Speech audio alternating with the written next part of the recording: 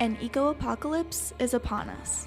The consequences of humanity's severe mistreatment of our environment are catching up to us, and our only hope for the future is change.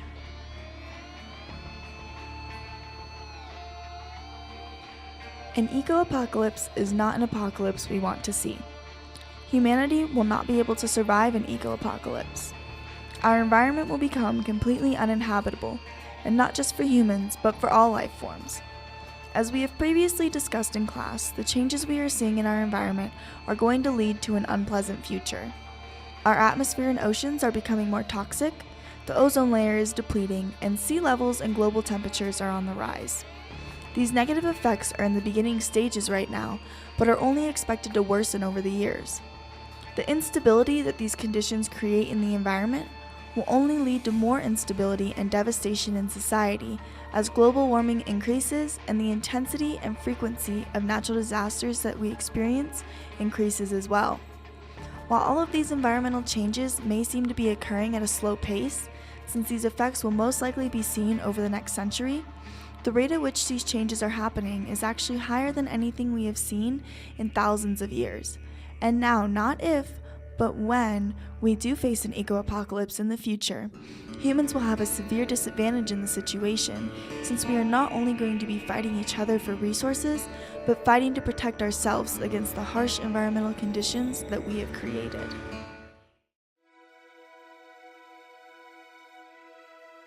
Today, society sees our relationship with nature as combative.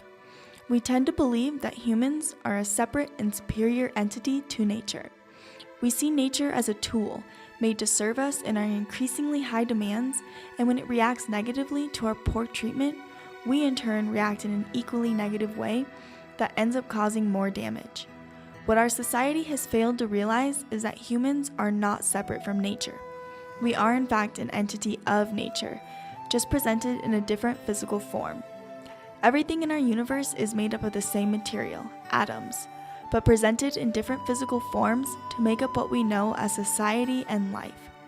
This brings credibility to the point that nature and society are equals, and it is important for society to understand this so we can develop respect for nature. Without respect for nature, we have failed our environment and we have failed ourselves. San, from the anime Princess Mononoke, is the perfect representation of this ideal. She sees the necessity in working together with nature and treating it as an equal, while the majority of the remaining population is still adamant about fighting against nature. Instead of working together with nature to create a sustainable society, present-day humans, much like the characters in Mononoke, have destroyed our environment, and if this does not change, we will destroy ourselves.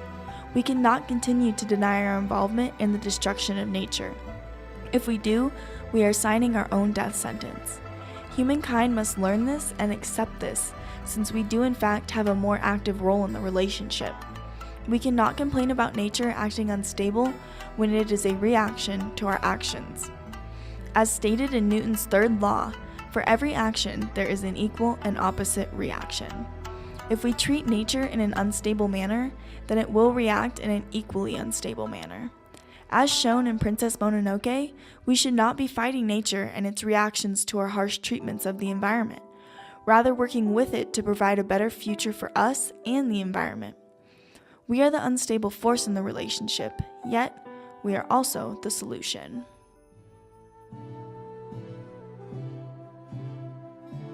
Progression in our relationship and attitude towards nature is our only hope for the future. Yet I've noticed that there is a strong lack of hope present in our society that really sells the capability we have short. I feel that many people think the damage we have done is unrepairable, when in fact we are still in the early stages of this eco-apocalypse that we could be facing, and while all damage is not reversible, we still have a chance to help our environment bounce back. We should remain hopeful, as all is not completely lost yet. A positive change in our attitude towards nature and how we treat it is the most important solution. When society is able to come to the realization that this unnecessary fight we have been fighting against nature is what is causing the most harm to our environment and society, a positive change will begin to occur. Society will be able to reach an understanding of nature and learn how to better work with it and develop a stronger, more respectful relationship.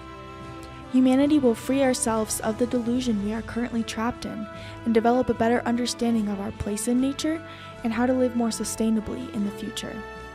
This is the mindset and attitude we need to implicate all the other solutions that we have previously discussed in class and witnessed throughout anime over the semester.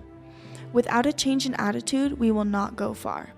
While we are not capable of fixing everything, because to be completely honest at this point, we are not capable of completely reversing all of the adverse effects our actions have caused, a positive change in attitude is the first step necessary to move towards a better and brighter future.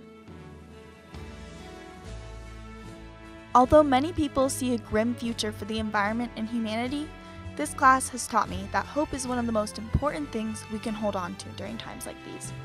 I choose to remain hopeful because I believe that our generation is the one of change. Although we cannot fix it all, we are the generation that recognizes the need for change and are laying down the stepping stones necessary for the next generation. We may not be known as the generation that, quote-unquote, saved the planet, but we will be known as the generation that started the revolution for change.